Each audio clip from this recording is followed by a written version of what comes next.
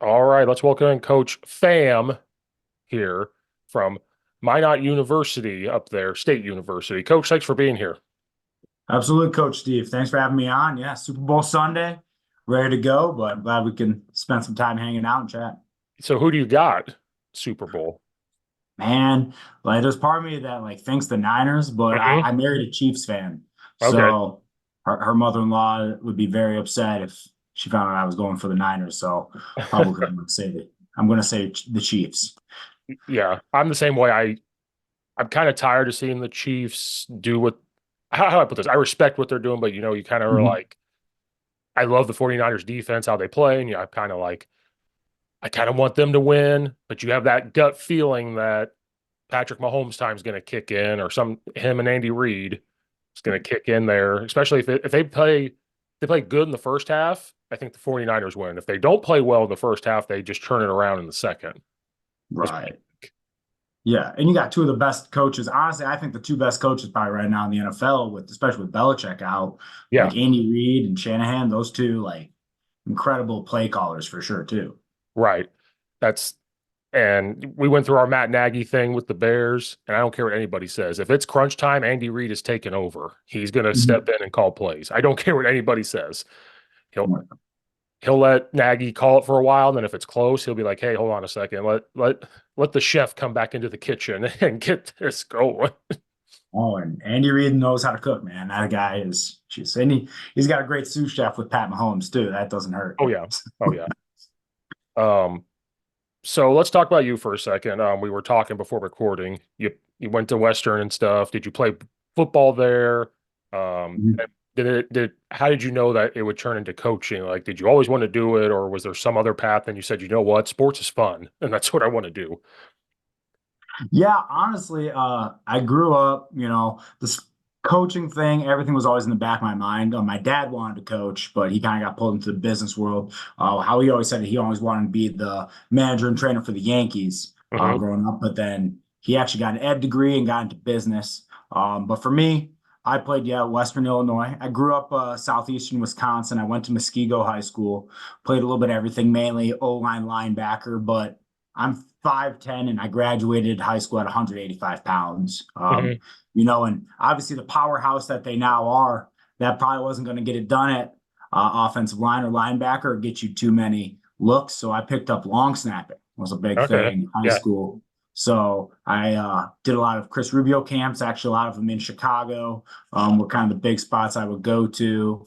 Got to meet a lot of guys through that. And I got recruited to Western Michigan originally. I chose Okay. there actually. That banner behind you, the University of Illinois, was my number one choice, but my dad said, "Hey, probably 50 grand a year, probably Mm. not the most reasonable expectation." So I went to Western Michigan for my freshman year, started, transferred to Western Illinois, and I was biochemistry. So that's kind of the path I wanted to do, the biochemistry pre-med path. And Yeah. every summer I went back and I helped out my high school strength coach and started coaching those middle school, high school athletes. And I'm like, this coaching thing's fun. I really like this. And then, I really loved my college coaches, getting to meet two staffs, playing for three different head coaches in my 4 years, just really changed it around. And then I eventually got into the coaching path. So, Yeah. I told myself if I ever have a son that gets into football, I'm going to make him long snap because maybe there's something out there for college, like, hey, long snapping, partial scholarship if you're really good. And then I said that I'm like, he's going to learn how to long snap if that ever happens. oh yeah, my wife was a way better athlete than me. Like she was all state, like volleyball and track for like the jump events. But she's always just mad that I got my college paid for because I could literally throw a ball between my legs. Right. Yeah. Yeah.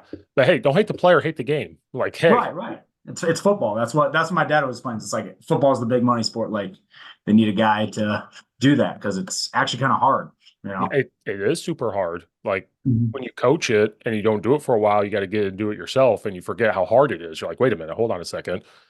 Oh yeah, the knees feel it. I hop in there every now and then, and in case like our snappers like either there or gone, or I'm training the new holders or messing around sometimes. Yeah. I get one or two, but then man, the knees and back and ankles hurt after like the 5 to 10. Well, coach, you're young, man. You're fine. You're fine. Yeah, 32s. there it's not that old, but there's starting to get some miles on it all, you know. Oh, see, you look way younger. See, I'm 33. I'm like, this guy's got to be like 27. Like, you're way I'll younger. take it. I'll take it. I'll take it. Yeah, I try to hit the bench press and elliptical every now and then. So, you know. Yeah. You know, I just got back into it. I have a bad back from playing. Like, the sports injuries are now showing themselves, like bad Mhm. back, hips, knees. So I didn't do anything for 2 years. And then this year I was like, well, wait a minute, I can't just do nothing because now we're No. older. You start gaining weight in places you don't want to gain weight. And so I'm like, Oh okay. yeah. Now the Oh problem yeah. is when you get back into lifting, that sports mindset kicks in. And you're like, well, I need to lift as heavy as possible. That's what your mind goes back to. And then you're old and you're like, well, now my elbows hurt. It's okay if I only do the 50-pound dumbbells. I don't need to grab the hundreds no more. No, no. I've sort of got getting back into power cleans just because I see our guys do them, and I'm just like, oh, I can still physically do that movement. But then next day or in the day, it's like, oh, the wrist hurts, Yeah. shoulders. I ain't gonna push the weight. Like I'm not gonna be going like, okay, let's push for 225, 300 or something like Right. that. But I mean, I'll go in there and it's like, okay, that gets a nice sweat going. Feel like Right. I'm doing something athletic, you know. Right. Um, but Uh, this will actually be my 10th year coaching college football this fall. So oh, wow. yeah, yeah. Um, So what all stops have you made then, like throughout that 10 years? yeah, so after I graduated, kind of as I was finishing school and done playing, I helped coach long snappers with Special Teams U, Kyle Stelter up there in Eau Claire, Wisconsin, who Mhm. he coaches now NFL snappers. So it's crazy to think like when he was getting the company going, Right. I helped him out. And then 2015, I got opportunity to coach at the University of North Dakota. I Okay. was quality control, video, just young guy learning everything. Because when Right. you play football, you're like, okay, this stuff, I know it. Well, I had the long snap. So for like 4 years, I didn't know have to learn anything other than like punt protection and coverage, Right. pretty much, you know. And then from there, I went to Wisconsin Lutheran for 2 years as special teams coordinator and running backs coach. Got to really get my hands dirty, thrown to the fire, which is the nice thing about working at the smaller schools like Division III and D2 is like if you're a coach, you're coaching and you're going Hmm. to recruit, but you also have to do the other responsibilities to be behind the scenes and keep the players' quality of lives up. And then after that was 2 years at Northern State in South Dakota, in the Northern Sun. And then I went to Kansas Wesleyan for 2 seasons Hmm. as the OC, recruiting coordinator, tight ends, fullbacks. Even started the women's flag team there. And then since 22, I've been here at Minot State under two different head coaches, and it's been a lot of fun. So a lot Yeah. of stops and but it's honestly the best thing is that I'm still in it for the same reason as the guys who I coach. You got to make their lives better, and we're part of that whole education and grow up process a little bit, you know, in Right. the college game. Right. And then all those stops, like you said, it's Division III or it's Division II or it's NAIA. Like Mm-hmm. you're learning so many different ways to coach, I guess. Like football's football, like that's not going to change. But like talking to different walks of life and like you Mm-hmm. said, recruiting is way different at each level because there's different, no scholarships, scholarships. NAIA has different rules than NCAA and, Mm-hmm. all that type of stuff. And then, like you said, if you're doing that type of work, you're equipment guy, you're laundry, you're this, you're that, you're breaking down your own film. You may not have a GA that's doing it, you're doing it, and then all that type of stuff. Yeah. Yeah.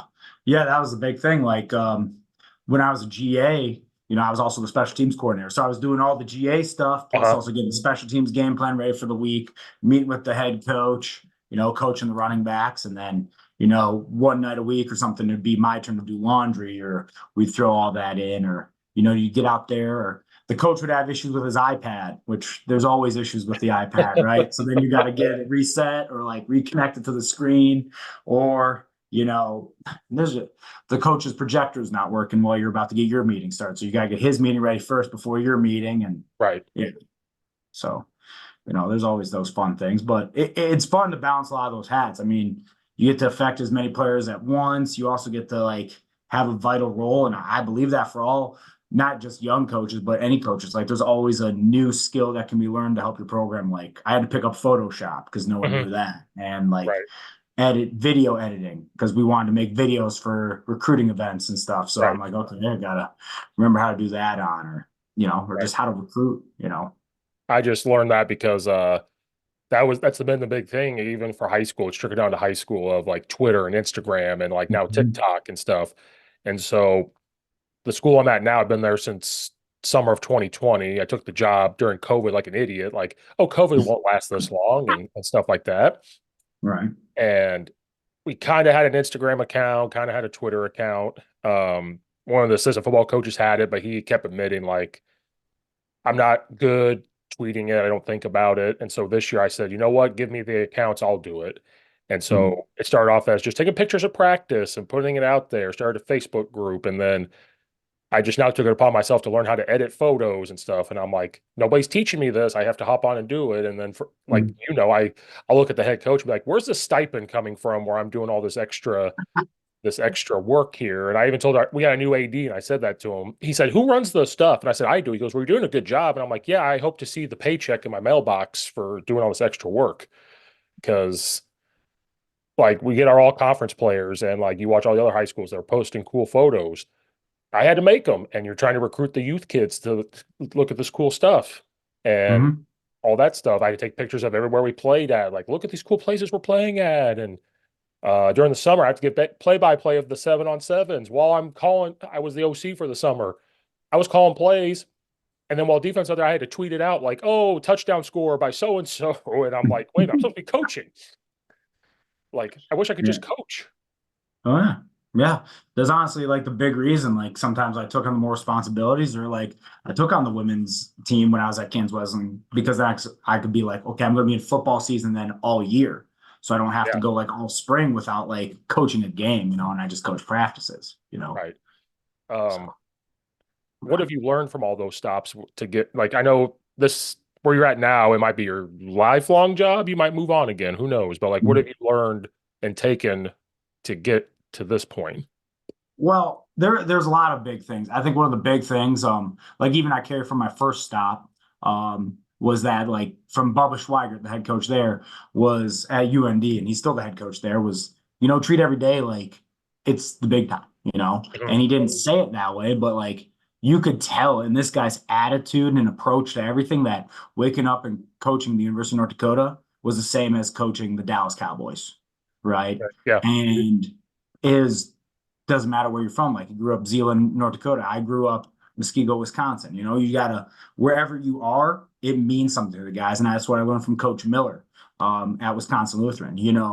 Hey, it was D3 football, but to those guys who played and made it through their 4 years, it didn't matter whether on the side of their helmet it said Wisconsin Lutheran or it said Notre Dame or anything between, right? It meant so much to these guys playing and who finished out like those experiences and the guys that you meet from football, like you got to give the best to those young men because that's something they're going to carry with them their whole lives and be a huge part of their college education. Like I right, was biochemistry, so like I'm not dealing with, ribonucleic acids every single day. I'm dealing with human beings and people and the data information and how I can best make their lives better. And that's stuff I learned from my coaches.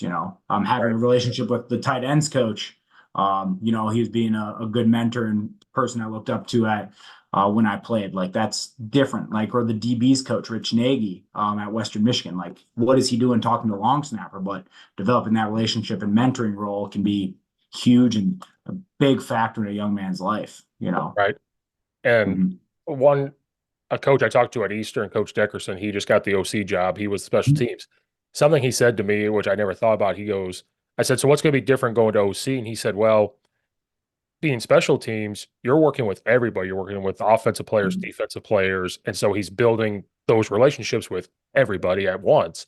Now that he's going to be OC, he's going to try to still build those relationships, but he's going to be more with obviously the offensive guys more than defense. And so he said he'll miss that part. I never thought about that as because in high school it's way different being a special teams. You're still probably coaching a position while being special teams. I never thought of that in college. Your special teams, you're working with every single player on that team because you never know who you have to plug in. Right. Oh, and that's my favorite part is like everybody on the team. Like I could go through and I probably know something about them other than just like their name and position. Right. For a lot of them, I know the high school, everything else, get to know a little bit about their lives. And I even tried to sometimes like like the third, fourth, fifth string QBs, I either try to use them on special teams or like at least on scouts. So that way, like they don't just stand there during Yeah. it or like, their whole practice is pretty much throwing some other team's plays. You know Mhm. what I mean? So now it's like, okay, they get to run down, they get to be part of it. They get to see like the other people on our team see like, oh, okay, like there's our, there's one of our quarterbacks running down on kick for a scout kickoff look, Right. So it means something to him. He's part of the team. He's hopping in or just like even the meetings. Like there's three people in your program who talk to everybody in college. It's your strength coach, your head coach, and your special teams coordinator, Right. right? And I've luckily gotten to learn from some great special teams coordinators. Even last year, our DC Mike Bruno was a great college special teams coordinator at his different spots before getting more into the defensive side. So, you know, it's a lot of fun getting to know all these guys and learning from as many people as possible too. You know? Right. Um, I think you're also the recruiting coordinator there too, right? Like, how does that work? Like, being the recruiting coordinator on top of special teams, on top of coaching a position, that's just a whole other thing you got to deal with. Mhm. Yeah. And I think part of that comes from my experience of always having to balance multiple hats. Like I've had to balance being an OC plus being a head coach of another team. So like now it's I get to know all of the players before they come in, and then Yeah. I get to know all the players once they're here with special teams. So it kind of really encapsulates me a lot in this whole fabric of the program. And I like that because I'm a big loyalty guy. So for me, and I know it's a longer answer, but like what the head coach's mission is as the assistant coach, our job is to carry out whatever it is. If we disagree behind the closed doors, but no matter what, he has more votes than us anyways. There could be eight Mm. voices one way, but the head coach is this way. So we all got to do it once we leave the room, right? Right. And I believe most leaders are open to suggestions, and our head coach very much is, right? But whatever we decide in that room, we got to go and act. And being involved on that in the front end with recruiting and then with our guys every day with special teams, reemphasizing our team culture, what's our pyramid, every man a beaver, how are we going to win all day long, those sort of things just is really exciting. And balancing both is tough. It's a lot of work, but it's all going to benefit our players in the long run, right? I want to benefit our current team by getting them the best teammates, by helping them win more games, whatever way I can, whatever way we can. And that's a big part of the recruiting coordinator piece. Now, at the D2 level, you're going to offer probably more guys than will eventually come here, right? Right. Because Right. guys will either get poached up because they get a University of Washington offer or they get a NDSU offer or something like that, and they eventually take that. Or, they have the reality at D2 is, hey, I'm gonna instead of playing football for 4 more years, I'm just gonna go be a normal student, or you know, we'll probably bring in like 30 guys a year, so we're gonna have to recruit a lot. And Right. obviously, you always want to get guys who are gonna make your program better. So you're battling against bigger teams, bigger programs, other schools in your league. So there's a lot of things going on. But the big piece with the recruiting coordinators, I'm always involved with almost every single guy we're recruiting from all over the country, and Right. especially here in the home state. Right. Because obviously recruiting has changed obviously over the last couple of years. And like I know it's Mhm. Division 2 level, it may not be as what the Power Fives are dealing with and everything else, but like do you see a big change in recruiting at the Division 2 level? Because transfer portal, name, image, and likeness, Mhm. but Division 2, just like Division 3, those kids love football, so they're going to come there and play. But Yeah. does it help maybe a kid like maybe normally he'd be a Division 1, but now with the transfer portal stuff, maybe now it opens the door to be like, hey, you could play right away here. Don't worry about all that stuff, you know? Yeah, I think at the D2 level, we've seen that we can get a higher caliber of athlete coming on in. Now, the tough thing is, are we going to keep them for 4 years? And I think Right. that's a big avenue people forget to talk about in recruiting is, okay, you kind of got like your three main ways of players coming in is you got, the high school level, you Mhm. got the junior college level, and then you got the transfer pool, right? Right. All three of those, you'll get new players in. But I think one of the forgotten pieces is now we still got to recruit our own roster as good or better than we ever have before. So Right. you have to develop those relationships and really work on the development of the current guys in the building because you don't got to sell them on coming here. Now you got to Uh-huh. sell them on staying, have them see, guys nowadays are so much results based, but you need to keep them focused on, okay, like we need to work today's process, get you better, do what you need to do today, do your job now to Right. eventually go be an all conference player on a Saturday. I mean, a lot of the guys, like we've had a couple guys get those next level looks. Like we currently have a DB, and he's been here for 5 years, and he's really developed. Now he's also 6 foot, a freak athlete, but Mhm. like he also produced and did things on the field to go and hopefully get those opportunities, Right. right?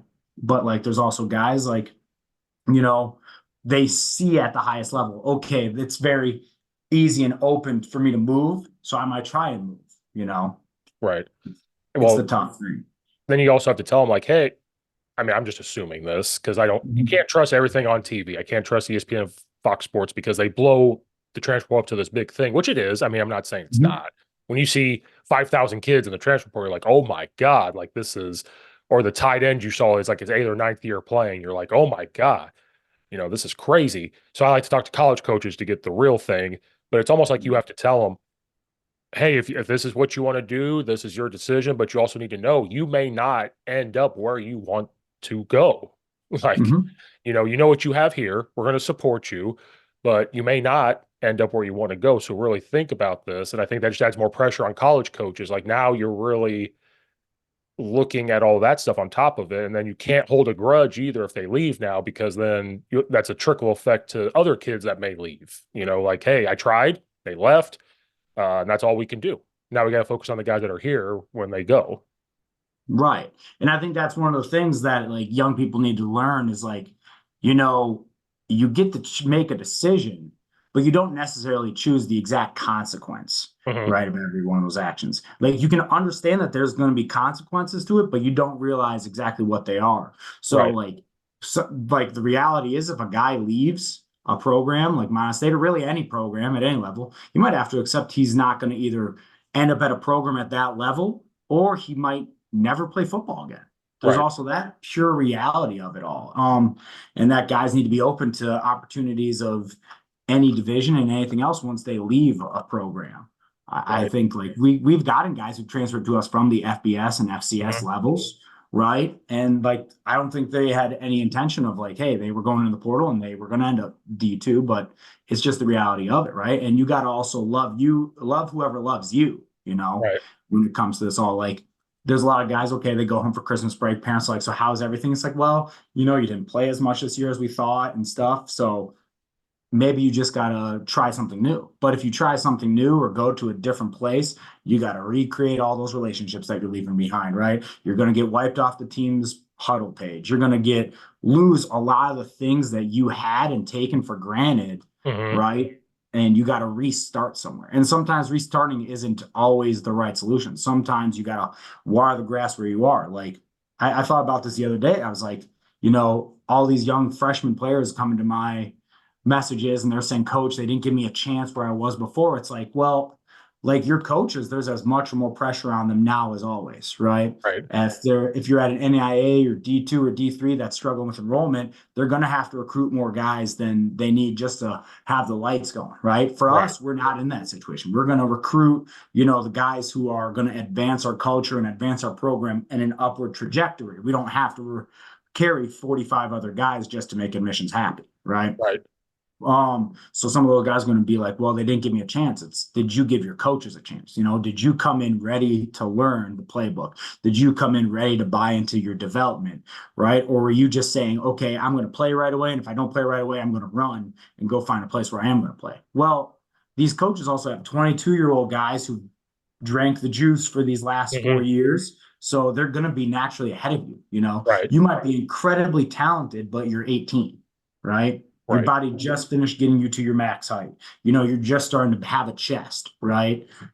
All those little things that factor in. Now, you got a 22-year-old you're competing against. It's essentially you're that 14-year-old in high school again that you got to go beat out a senior. Like, Mhm. how much of a reality is that? So, maybe if you buy into the same development that young man bought into 4 years ago, you're going to be as good or even better than that person. Right. And you Mhm. could correct me if I'm wrong. If you get a message like that, Mhm. I know I personally would sit there and think, like you said, you didn't give coaches a chance. So now in the back of my mind, like, are you going to give me a chance? Or are you just going to come Mhm. here and then maybe you're going to be in the same situation? Maybe you're not Mhm. as invested. So now I think as you guys have to put more time in looking more into this kid quicker because of how quickly things move. But you have to do real background. Like you may have to call that college coach and be like, Mhm. hey, like that's just Mhm. me thinking if I was in that situation, more of, hey, he ran. I don't mean Mhm. ran, like he's leaving, saying coach didn't give him a chance. Like I highly doubt that this coach should not give you a chance if we're all doing what we're supposed to do. But like, yeah, in the back of your mind, you're like, does this guy fit what we want then? Is he gonna come in and just leave? Unless he's a freak athlete. If he's a freak athlete, you gotta really think about like all Mhm. that stuff. Like you said, if he's about to be a sophomore, but I have a senior who is dedicated and does all the right things and did all this, we don't need to have that person come in. Right. Now, there is always like, that factor in coaching. Like, there's the fair, not equal type thing. Like, okay, like if he's a dog, sometimes like, we give him some more breaks. But Mhm. like, I'm glad you brought up the coach calling because we had guys enter the portal and it's like they got dismissed from the team. Then they got an offer like 2 days later from another school. I'm like, this coach never called anyone on our staff. Yeah, Like, isn't it a little suspicious that a guy's hitting the portal in October, you yeah, know? yeah, There's half a season left. Like, why is he already in the portal? Like, you got to think that. And that's something that's a rule we have, like for even a high school guy, any guy, we're going to ask the tough questions, like, does he have an injury history? Okay. What's his family situation like? How hard of a worker was he? Or was he just like, does he just have good tape? Because if you're just recruiting just off good tape, there's so many other questions right, behind there. right, Because in college and honestly at the high school level, it's like this too. You get the whole person in your building. right, right, Right? You're not just getting, the guy from 3 to 6, right? If you just got him from 3 to 6, everything's fine and you only have to play him on Saturdays. Well, there's a million factors that affect his Sunday through Saturday. Is he a person who likes to go out every weekend? Is he a person who, okay, he had very strict parents, so now that he doesn't have them over his head, he's not going to do his homework, okay? mm, Or he's going to sleep in through every workout because he has no internal motivation, right? Is he a guy who is a say one thing, do another type guy? There's right, so many things in there that we have to do our homework on. And that's why we'll call. Like, we see a guy in the portal and he might have great film, but if like their coach is just like, he wasn't a fit. Like the second he got here, he didn't want to go to workouts. He got in arguments with our strength coach. Like, that's probably not a good way to conduct business, And right, like, we want to give guys as many, not as many chances as possible. Like, we're understanding like this is that 18 to 23-year-old part of their life that they're just hitting adulthood, right? right, They are going to make mistakes. There are things that are going to happen, but like how big of a mistake, how much can you forgive? How much can you not just look past, but are they going to learn and grow from those mistakes? I failed. I was a biochemistry major. We talked about it. I yeah. failed calculus and chemistry my freshman year. Probably not two good things. Um, you know, and then I corrected it. I redid those classes. I passed them both of days the next time I took them. And sometimes you got to learn from that. I think is a big thing. Right. Yeah. Yeah. And I'm glad you brought a lot of that stuff up because I'm not saying we have Division I athletes walking around where we are. No offense to those kids. It's just reality. Mm-hmm. Try to tell those kids like, hey, all of a sudden they're juniors or seniors and they're like, well, I want to play college football. And we're like, okay, well, here's the reality. Like you've got there's so many college. I told them like if it wasn't for Twitter and like reaching out, I would never hear about Minot State. Like that's just you just there's colleges I don't know exist. That's why I Mm-hmm. love the podcast. But I told him like, hey, I've met so many coaches. There's Division II, there's Division III, there's NAIA. Like you have these possibilities. But I'm about to tell you what's about to happen when coaches come in. All those things you just said, they're going to ask us like, hey, Mm-hmm. do they miss morning workouts? Do they show up late to practice? Do they fail classes? Now they could still talk to you, but sometimes if we say no or like, yeah, they don't come every time, they have been eligible in other sports, they're done. Like it's just not something they're going to waste time on at the high school level because they do have the transfer portal that they're going to ask the same questions to those kids. Like times have Mm-hmm. changed. I said this wasn't. I've been coaching high school football for 14 years. I said in 2011, not a thing. It would have been okay, maybe he misses a couple workouts. We can work with that. We could talk to him. We could figure it out. And just if he's a good person and we just got to fix that part, all good. Uh, Mm-hmm. but then, like you said, for the high school level, hey, this kid, I had a kid I coached at a high school. He lived out of his car just to go to high school and play football. They got kicked out of their apartment, lived in a hotel. He didn't want any part of it, lived out of his car. And Mm-hmm. like, you have to know that about the kids when he comes to practice and he's having a bad practice. You have to remember that in the back of your mind, like, man, this kid works at McDonald's at night. He lives out of his car. He showers at the school. Mhm. Uh, this kid lives with grandma because both parents didn't want him. Like, you have to know those type of things too, on top of Mhm. all. Right. And that's where it goes fair, not equal. You know what I mean? Like is he a dog or is he like a great human being? Like I give credit to those people who overcome a lot, right? But sometimes some people who overcome a lot, they fall back into that, or they have too much of a chip on their shoulder that's all that they're always out to prove everybody else wrong Right, instead of proving those people right. And I'm a big like positive belief and like, all people are different people. Thanks, right, Ted Lasso, right there on that one. But like they all are, right? So that means like the cookie cutter formula isn't the way we can approach it anymore. Like when I worked out in college, like there was like maybe like two workout variation between like our O line and our corners. Like now it's like everybody has like their own formula. Everybody has all those. It's the same thing for going to coach them and talk to them every single day. How you can approach one human being isn't the same as the other. And that's the tough thing sometimes when you have to engage a whole room as a coach is, you know, you got to show it like three different ways, the same exact point that you're making, right? right, Some right, guys are going to be meticulous note takers. Other guys are going to be like, they just see it and they remember it.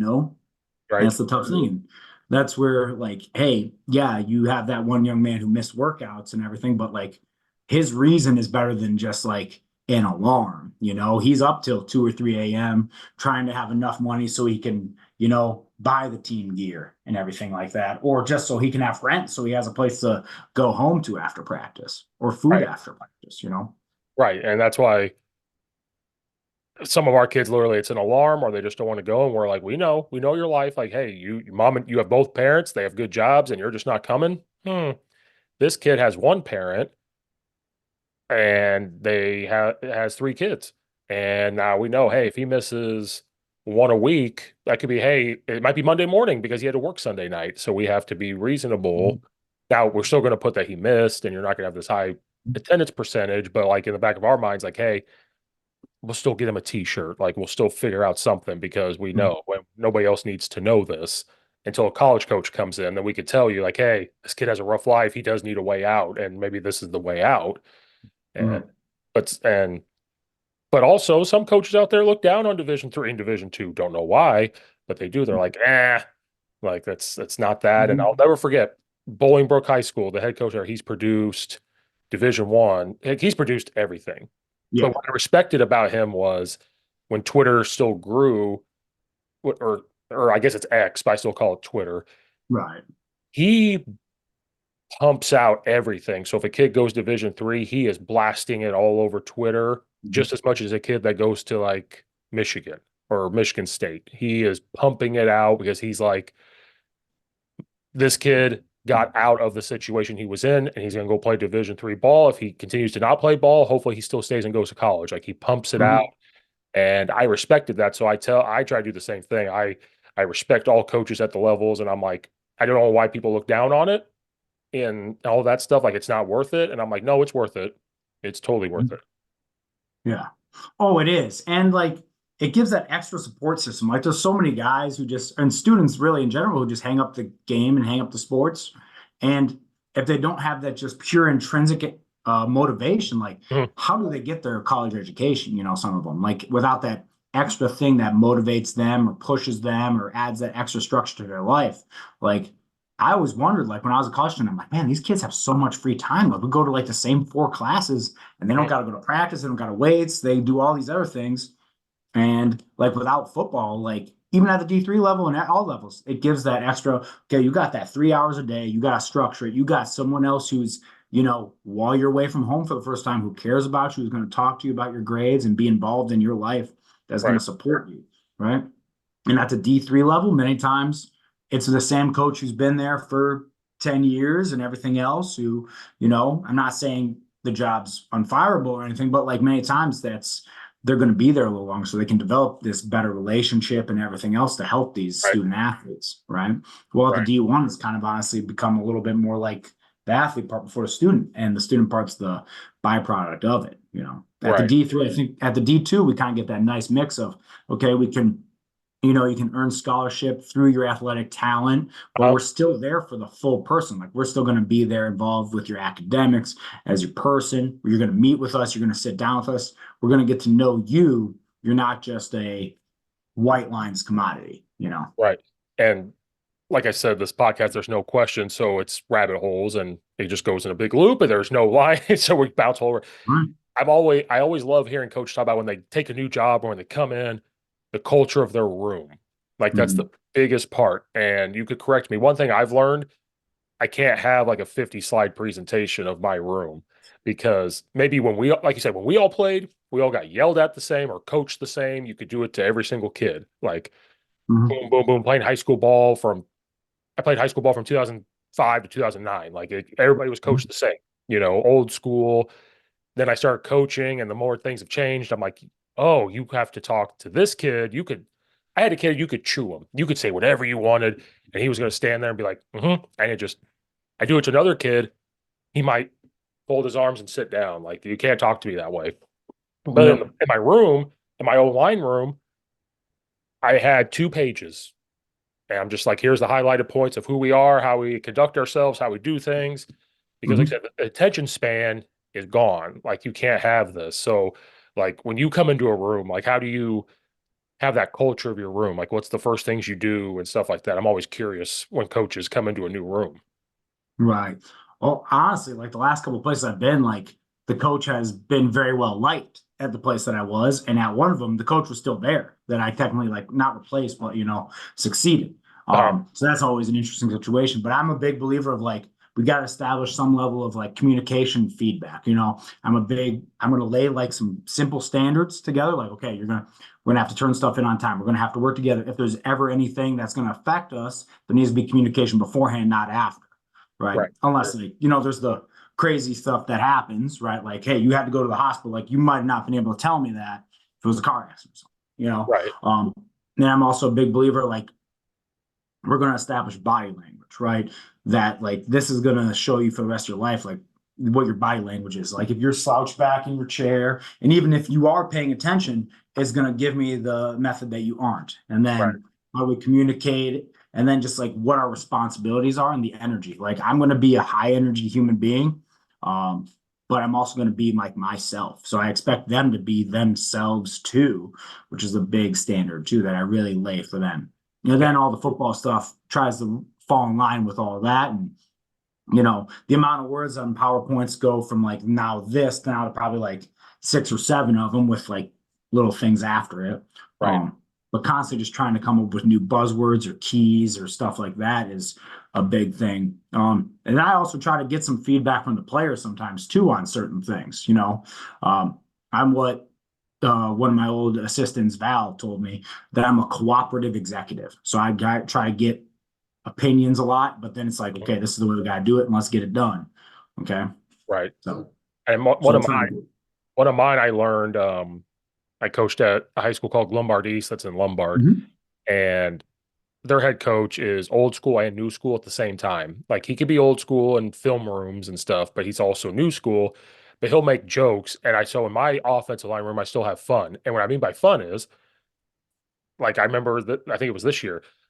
I kept rewinding this play over and over for like a minute, and the kids kept looking around, like, "What's he looking at?" And I just keep looking at, it, and call out the kid's name. I go, "Man, you're just higher than Snoop Dogg right now." And then they burst out Mhm. laughing because I'm just like watching it, or I'm like, "Hey, do you guys remember what buffets were before COVID? Like, do you remember what those were?" And they're like, "Yeah." And I'm like, "Okay." And then I call a kid so and so. When you get to this linebacker, I want you to envision it's the Pizza Hut buffet and you're running as fast as you can to eat it all, like stuff like that. That's just like, Mhm. I'm not even a dad, but like dad jokes and they can laugh. And then what starts to happen is then like my seniors will start doing the same thing. Like when they see something, they'll make a joke to the kids. And so it's like, guys, I don't want to be tense in here. I don't want to be like, now there's times I might get after it if it's a bad game or watching game film and I'm like, Mhm. oh yeah, I might get after, I might be mad, quote unquote. But then like as soon as we leave that room, like I remember I'm intense, I'm mad. As soon as we walk out of the room, I'll grab a kid and be like, so how was Fortnite the other night? Did you not get a win at all? Or like make a joke or like man, what kind of shoes you wearing? What like joke with them. And so they know that's how the room is. Like that's our room. Mhm. This is how it goes. And then it translates to the practice field. So we're all joking together and stuff like that. It's not always as intense.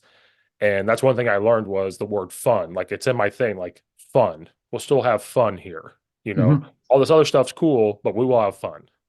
Right. And I think too many times we think about like business of football, like it's just all the wins and losses, but like there has to be like we call it playing football Mhm. and you play things that are fun, you know what I mean? You play for the enjoyment of it. Like that was the whole reason I went and launched it because I wanted to keep playing football and Right. there was no other option for me other than just like pretty much sitting there as a fourth string D3 linebacker like the rest of my life, you know?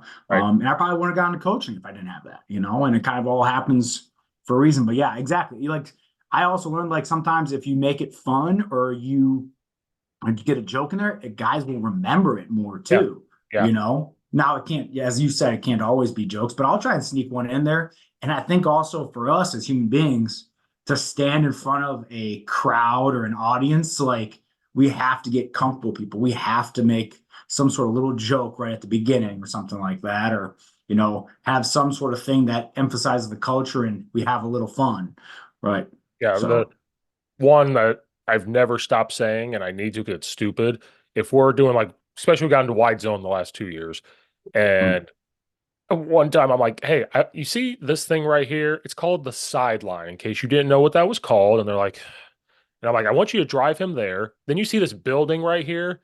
And I mm. circle and they go, yeah. I said, that's the concession stand. I want you to drive him there, walk back with popcorn and a Mountain Dew for Coach Steve as you come back. Like, that's what I want.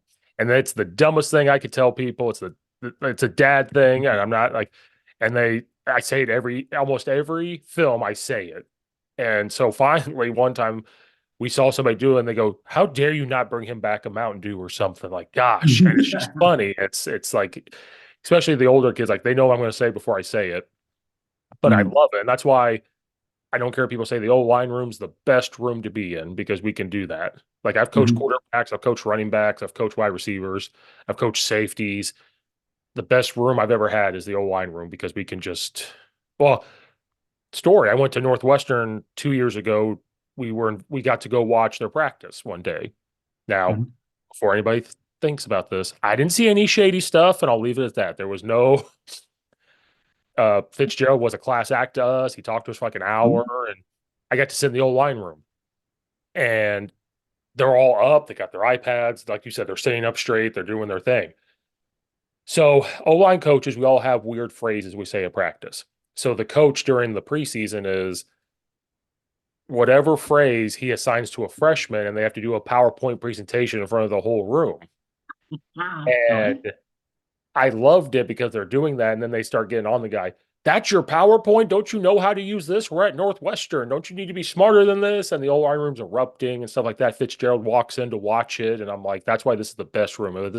They were all business at first, and then it turned into that to where they could be Mhm. loose. And it's right before practice. They get loose with the fun stuff right before practice. They don't want to be Mhm. tense. They want to go out and have fun. And I was like, I love this. Oh, Or that's awesome. And I bet that creates like a great cohesion in the O line room. And that's yeah, like, it's one of the unique ones. It's like, okay, there's five O linemen on the field every single time. Well, unlike, your receiver room, you might have four receivers on the field at a time. They aren't within a yard of each other right. and literally having to like borderline grunt to communicate or having like making up a call like they all have a deuce call or Yeah, like some sort yeah, of other call, a gator call or anything else like that to yeah, make sure that they all communicate and understand and work together better than any other group. yeah. And then something else I had to do, and I'm not very good at it, is I have to keep up with all like TV shows and stuff like that. Mhm. So like you said before, I'm a Marvel guy. So if a Mhm. kid in there, I have a couple kids that will come in and be like, did you see the new Marvel movie? So I have to like keep up on that stuff to have this communication, or I have to understand what they're talking about. So like I don't play some of these video games, but I have to just Google them and be like, oh yeah, I know what you're talking about, and act Mhm. like I know what I'm talking about. But you have to keep up with like the world, and you have to keep up with Mhm. this, or like shoes. I wear old man shoes because I'm old. Like I wear Skechers, I wear the Amazon shoes. This year I have bought the Jordan 11s, Jordan 1s, Dunks, just to keep like the kids, and they look at me and they go, you're trying to outdo us in this Riz game or something. I don't even know what that means, but you have to keep up with the lingo too to keep up with them. And I'm like, Um, Jesus Christ, I have to keep up with everything. oh yeah, same here. I mean, that's honestly why like it's good that TikTok and Reels exist because then I can take it in like the 30-second doses and I kind of start to get what's going on. And I'm Yep. glad you had a good experience with Coach Fitzgerald too, because I still remember I went into, gosh, I think it was Naperville North High School, Hmm. like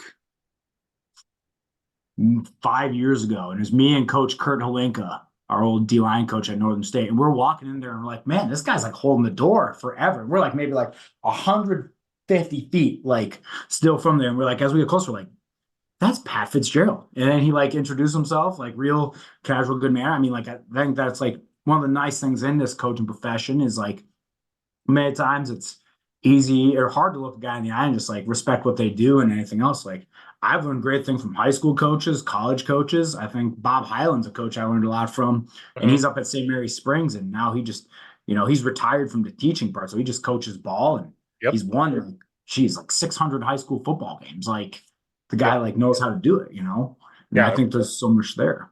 Yeah. Because our strength guy, he went to the high school I work at. He interned for like a year and a half at Northwestern in the strength program. And so was it 2 years ago or it was, I don't remember. He said, "Hey, I reached out to them. It's open doors. We can come in and watch the meeting rooms. We can go out to practice."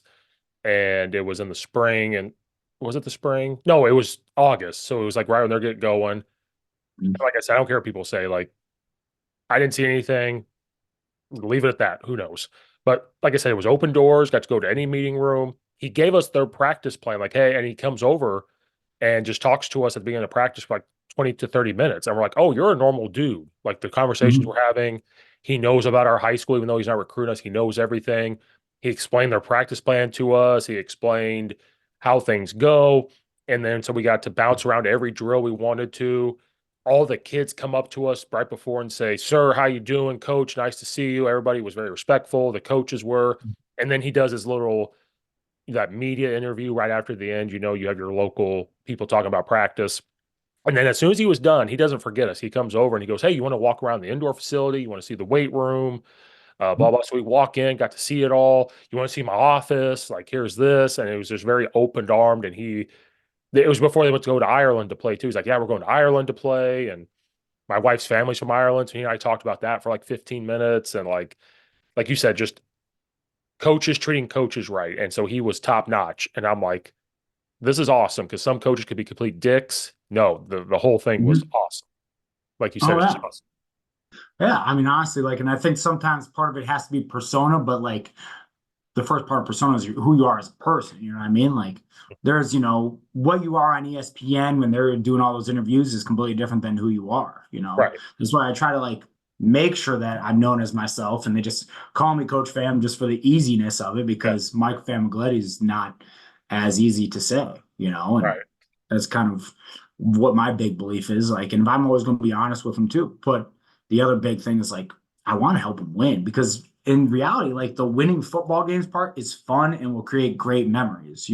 right, Like the people from there, like everyone who stood up in my wedding last year was someone I met through a game of football, whether it was coaching, played with, you name it, right? They're right, all people from that part of my life. And that's just something that I don't want these young people to miss out on just because of where they are on a depth chart. You know what I mean?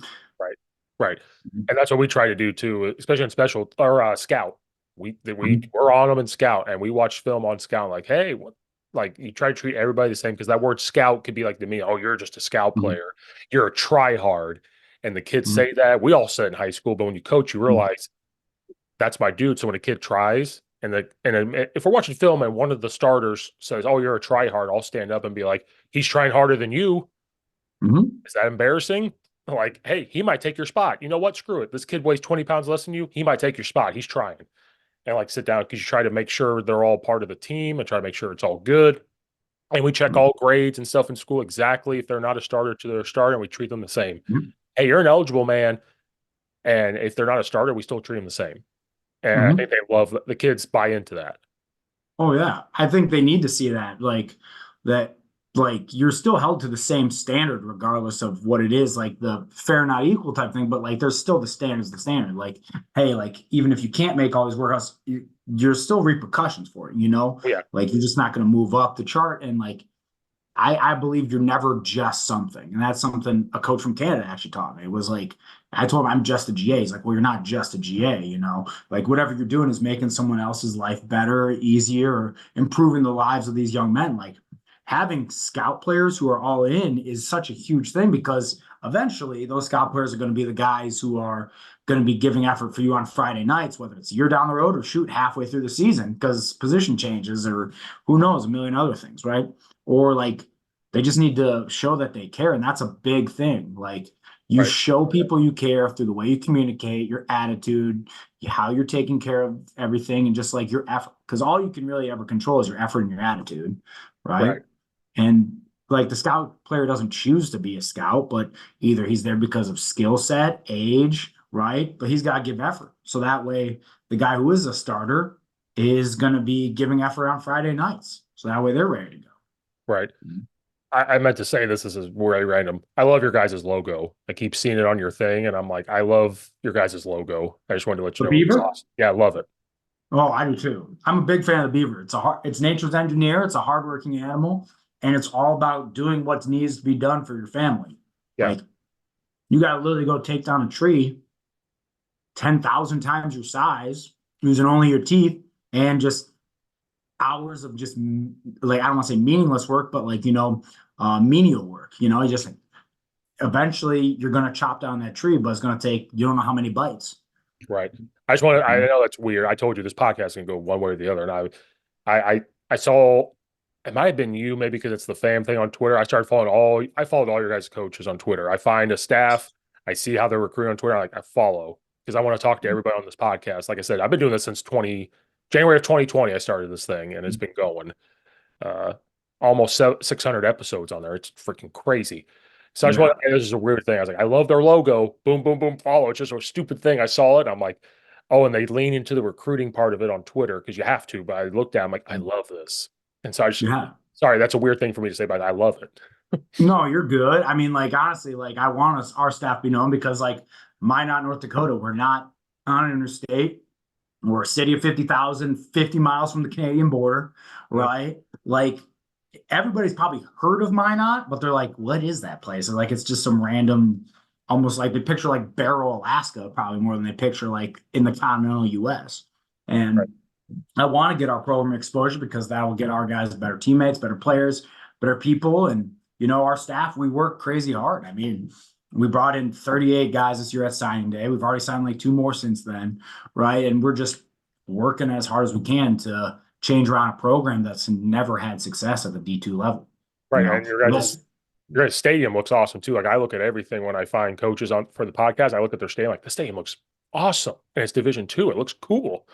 Oh, yeah. It is really cool. Like, honestly, we have like really nice things here. And like, I think we're kind of like a hidden secret. We're Mhm. also one of the most affordable colleges in the US. So before any aid, before FAFSA or anything else, guys can probably more realistically make Minot an option, you Right. know?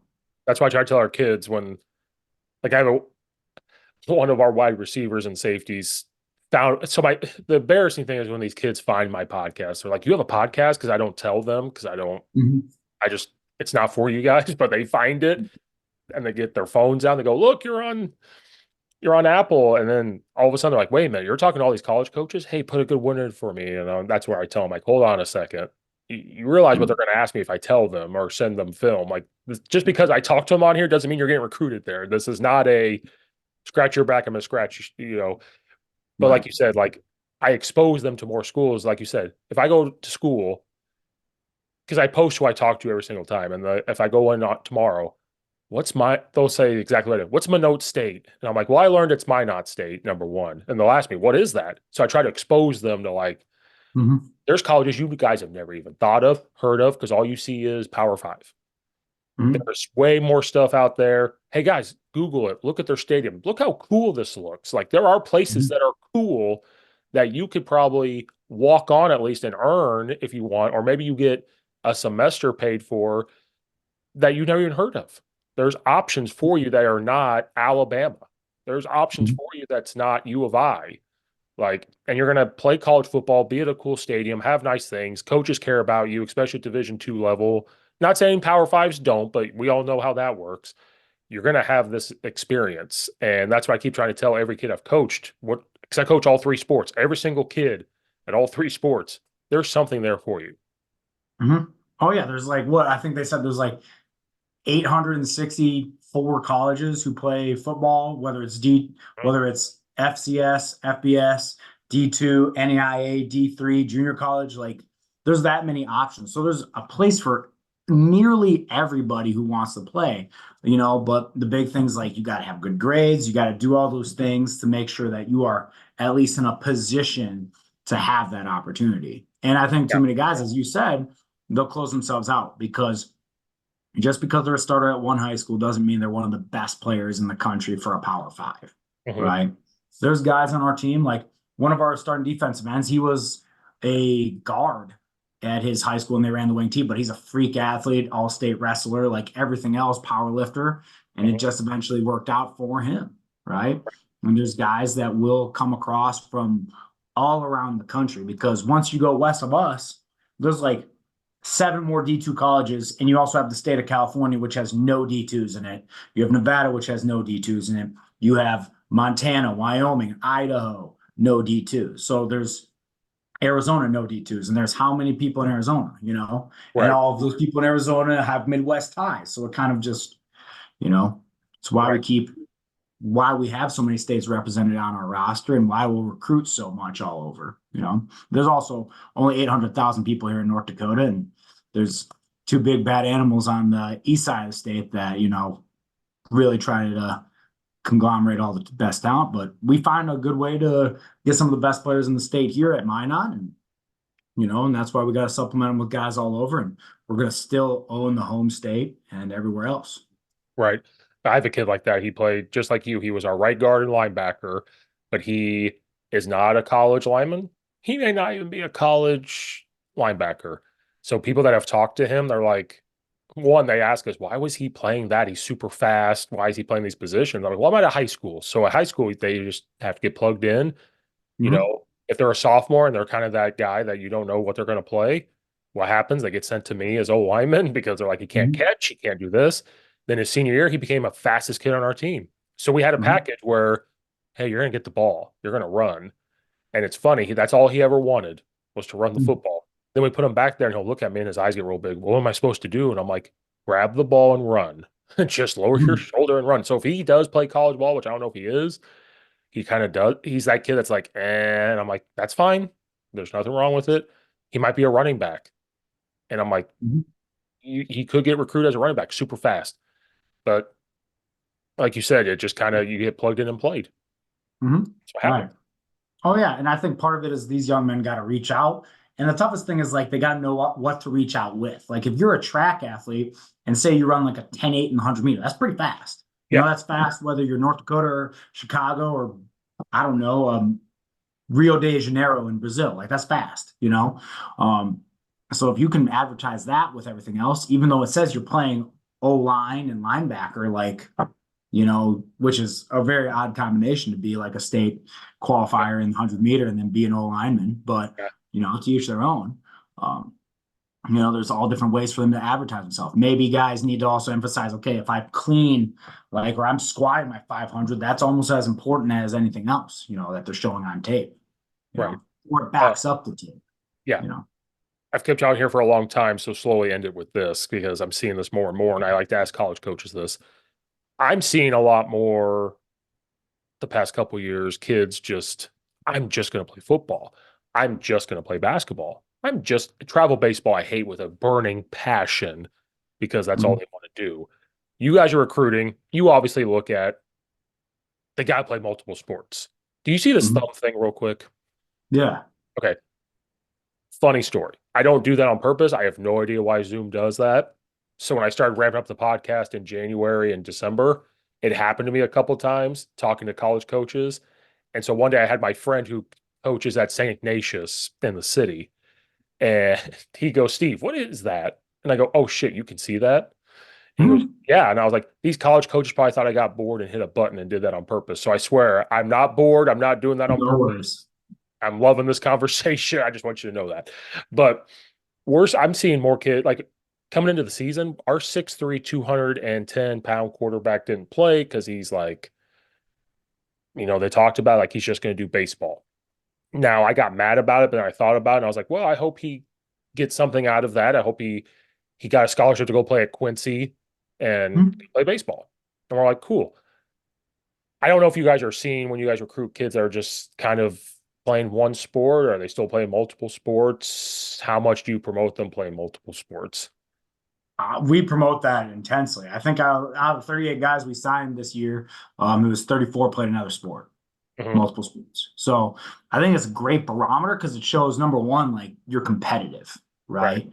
And a lot of those guys are still finding time to get in the weight room, do everything else, like, and there's also values you can get from other sports like track. Okay, you're going to train speed, right? Right. As much as you're going to train competitiveness. You're not going to build as much of the team aspect, but you're going to build a lot of other things. Or if a guy plays basketball or hockey, okay, is he throwing down windmill dunks? Is he like doing some other freaky athletic thing that can back up his tape? Or one of my favorite things is now I'm starting to see guys who play hockey, and Well, especially up here in North Dakota, like these hockey players, they're tough. Their legs look like what the heck? Like some yeah. guys are like maybe like upper body looks like they're 165, but then you see their lower body, they look like they were taking steroids for like the first 18, 20 years of their life. Like Right. it makes no sense, but it's like, well, they're pushing their weight on ice, they're stopping, there's change direction, and there's like so much power development in those quads and everything that they come into the weight room and they're playing 275 easy, Right. but they're moving their legs, but they're just that powerful. So Right. I mean, it's the tough thing with these specializations but like with the specialization, you just got to become really great at what you do. But I'm also a big believer of like, hey, you don't just put all your eggs in one basket. Now, if they're like a 4-star, 5-star kid, then like, yeah, I get it. Like, you're not going to play basketball so that way some dude doesn't like roll his ankle, but like the injuries and everything else will happen somewhere. And if you put 365 days of development into one sport, you're bound to get really good at it. But do you have all the genetic tools to back up that development? Right. Is there going to be a high enough ceiling, or is there going to be just hey, you reach that ceiling and you're not going to be open to any other ways of development, learning? Are you still going to be an open-minded, competitive individual with those sports? Right. Like I coached the last 2 years, I've coached baseball at York where my wife went. And when I got there, there was this sophomore. They said this kid is already projected third-round draft pick, and he's Mm-hmm. committed to Wake Forest already. And I said, Mm-hmm. "Oh, does he play any other sports?" And they said no. And I thought about it, I'm like, okay, if you're that type of kid, I understand why you're just doing baseball. Yeah, Uh, exactly. but and I think it depends on your situation or what you've been exposed to. So Mm-hmm. some guys have had good coaching wise, like good exposure of like their situations. My situation, when I see kids do this, I see burnout. Like if a kid's like, Mm-hmm. I'm going to do basketball, I'm going to play AAU, I'm going to do this. We have a kid right now doing that. He's not burnt out. I'm like, okay, it's working for him. But I've seen kids get burnt out. We already have a kid and he tried to do baseball and AAU and he got burned out with basketball. Like it's just happened. So I think it depends on that. I've seen kids get burnt out. I've seen kids regret they'll not do other sports and then when they graduate they go, I wish I would have done this, I wish I would have done this, and I'm like, I try to tell you that, you know. Mm-hmm. I've seen uh we played a school and in basketball and this kid was 6'6", there's the thumb again, I'm sorry, I don't know what it's doing. It's all good. We went and played them and I remember, you'll like this, it's a story that you'll like, where we go to that school, I'm sitting on the bench, we're warming up for basketball for varsity, and I look up and I see these guys walking up in polos and purple polos and I'm like, what college is that? Oh, it's Western. It's Western Illinois. They're there. And I'm like, and the kids are like, are they here? Is that basketball coaches? I'm like, no, those are football coaches. I can tell. And I'm like, they're Mm-hmm. not here looking at us. Oh, the kid playing basketball, he's 6'6", 6'7", and he was a big boy. And Mm-hmm. they were there recruiting him. And they came to watch him play basketball.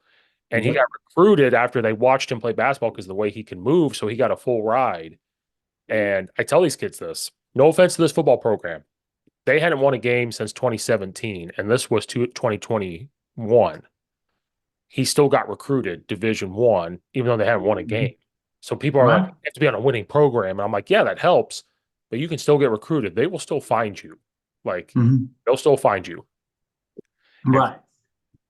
and Yeah. I mean, like my senior year, I think we went 1-8, and we had like five guys who ended up being on D1 rosters. yeah.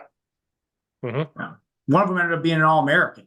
You Yeah. know, like, we're just kind of where you are, or like, hey, a couple like winning and losing in football, especially like it's like a couple rolls of the dice. It's a rainy game that causes a team to fumble. It's especially the two even teams, like Hmm. you name it, Yeah. a couple of these things there. Yeah. I just thought you But like that story to shout out Western Illinois. I just saw like I thought about that. I was like, I'll shout this out for him. oh yeah, my proud alma mater, the Fighting Leathernecks. But I don't know, it is crazy like how that works, and that's honestly like something the other night. Like I saw a young man playing basketball, and he like threw down a two hand like alley oop, like, Hmm. and there was like a rebound. The guy's head was into the net. It's like, okay, that's pretty impressive. Like, Yeah. you can definitely work with those tools, and like a kid can't control where they grow up, you know. Right. And I think one big thing with the specialization is like, is it something they want to do, or what's the parent, right? Right. Are they the ones saying, okay, this is a new country club way. We're going all in on him being a college kicker. Are we going all in on him doing 47 quarterback camps a year? No. Or is it like, hey, this is what my son wants to do. I'm going to push him and do all these other things. And, I think sometimes young people do need a push. They do need someone to believe in them, but it doesn't just have to be like the parent living out their own dreams through their kid. Right. Right. Uh, Sorry, last thing I'll say. Another sport I've seen grow, you said hockey. Up here in the suburbs, I'm seeing lacrosse become a lot bigger. Like a school just put in a turf field just for lacrosse. Oh yeah. It's huge. And I wasn't a lacrosse person. Sometimes in the summer you see it on ESPN.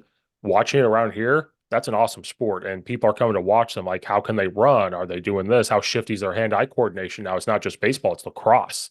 So it's just something else you guys can look at when you go look at them. Like, oh, they're playing lacrosse. I'm going to go see this and see that different athleticism side that they might have.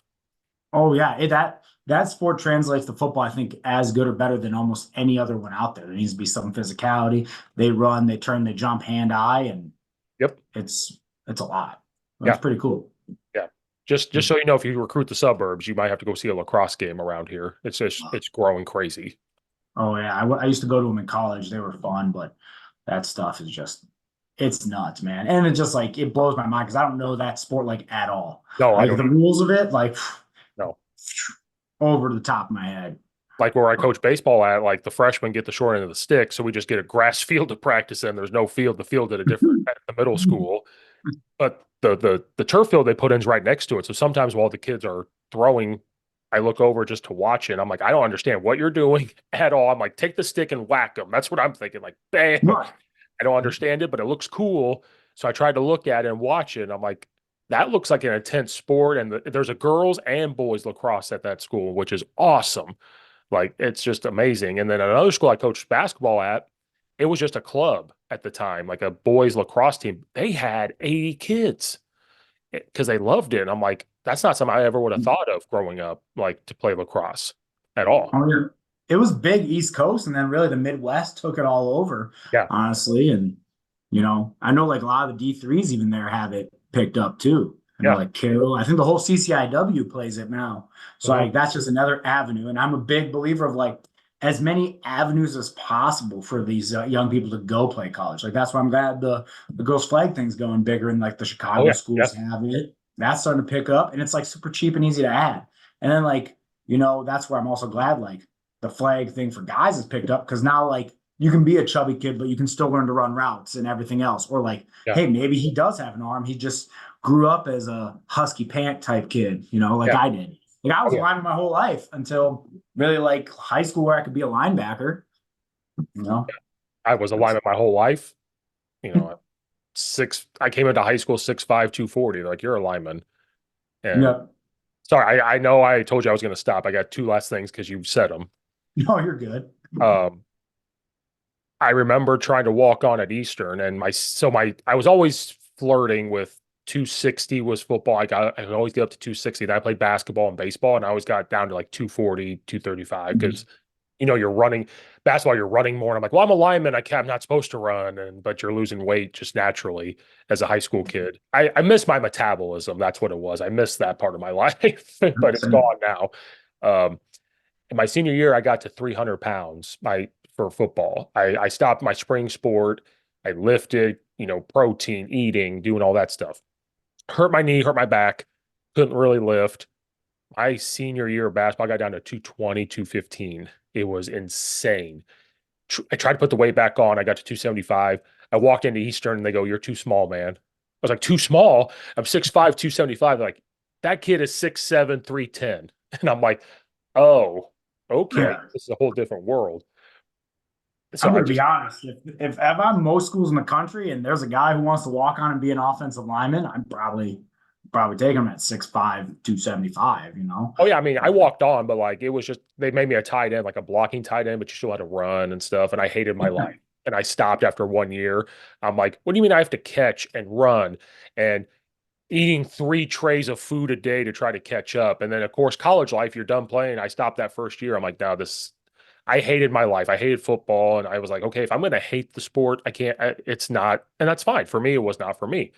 And people could hear that and be like, "You're not mentally tough." And I'm like, maybe you're right. But I went to coaching, so I took a different avenue. Mhm. But in college, you're eating the 3 trays of food, and what happened when you're done playing? I'm still eating food. I'm still eating a lot. So that freshman 15 hit me with a force after that. It just like you said, normally you take a kid like that, but I had the mindset of I'm FCS or FBS or bust, and I probably could have went Division 2.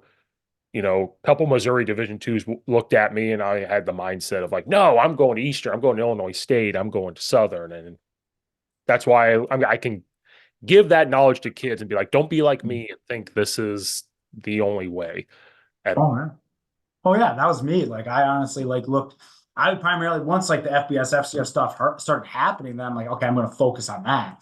But like, I entertained like everybody in the country because I didn't know like, and my dad like kind of told me about like the academic scholarships and everything like that, so we could have got somewhere else competitive.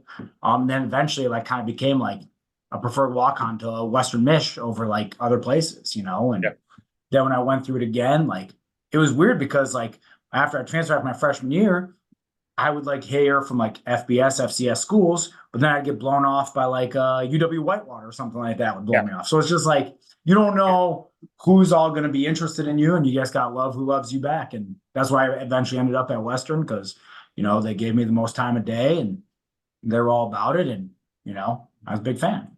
Yeah. So And the last thing was just a shout out to girls flag football. Our school started it last year after Willowbrook. Willowbrook was the big school that did it. mhm. And our high school started it last year. Now IHSA just got it to be a sport. And so it was like, I just wanted to shout out to that. It was awesome. Our girls loved it. It gave them Mhm. another thing. If they're not a volleyball person, they're not Mhm. whatever. Now they have flag football and it became a big thing. We go to a 7-on-7 the last 2 years with the outreach program with the Chicago Bears. They got big into it. So it's just like you said, I just wanted to shout out that it's awesome for the girls to get that avenue. Oh, for sure. And honestly, like it's kind of crazy. Like here, like when I was at Kansas Wesleyan, we started the sport. I'm like, really? Like this is a thing? But like the NFL backed it. So Yep. like the 2 years I was there that we did it, we got to play our final games in Falcon Stadium. Oh, So wow. like Yeah. for these like 18 to 22-year-olds, like that was it, you know? And for like a couple of those players, one of them, Brianna, she was the first person in her family graduated from college, right? Now she's gotten to be like selected for like USA, Team USA selects and stuff like that. So I'm just like thinking to myself, like, this young person would have not gone to like, they probably might have gone to college or just UNLV, but they wouldn't have had like the recognition of playing sports, had part of their college paid for them. And like one of the other first players we recruited became like homecoming queen this last year at that school. Oh, wow. So it's like all of these experiences that these student athletes get to have, and now like just brought to one more avenue. And you know, I did have a winning record as a coach there, but like getting to play like the coach those games in like the Falcon Stadium and having like the hundreds of people back there at that game cheering for him. It was like the coolest moment for some of these young people's lives. Yeah. Like you get to play a game in an NFL stadium with people cheering for you. You get to have like all this free Falcons gear. I got to coach games there, and I'm like, this is like one, the stadium's incredible. Two, this is really nice. And like, I can't believe for like these young athletes, like this is what they get to go through in a positive way. Like that's Right. just an incredible experience that like not everybody gets to have. And it's like the same thing, like, yes, it's women's flag at the NAIA, but like I think too many times, like our young players need like think too much about like, okay, if this is football, I gotta go make it to the pros. Well, how about you just use this to help you get your degree and everything else in between and take advantage of this great opportunity, you know? And I think there's even times me as a player where I'm like, I'm gonna go pro or bust. Like screw going med school, screw going into coaching. Like that's what it is. Like I want to be a pro. So now it's just I now I get to live that life and have help all these others go get to live theirs. Right. Well, coach, I appreciate it. We talked a lot about the athletes, and that's awesome. But I appreciate your time being here, especially on Super Bowl Sunday. But I appreciate it so much. I appreciate yours too, man. And yeah, keep believing and thanks very much for your time.